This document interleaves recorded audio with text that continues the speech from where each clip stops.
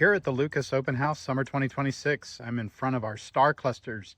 These are our upright vegetative pentas, big, giant umbels, striking performance in the heat of the summer, great retail product for a nice price point, blended in well with other heat-loving varieties such as lantana and mizu and angelonia and our Nirvana catharanthus.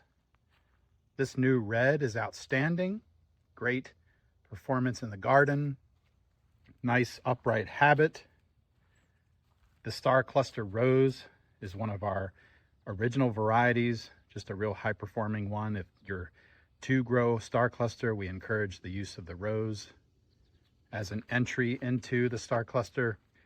And then we also have these Cascades, which fill the basket or container at a faster pace. They're much like our Bandolistas. So fast fill in the container, great for northern growers, featuring this heat lover in early spring. So weeks 21, 22, right into the Memorial Day sales, delivering a nice sprouting habit for the garden. So check out Starcluster and Starcluster Cascades.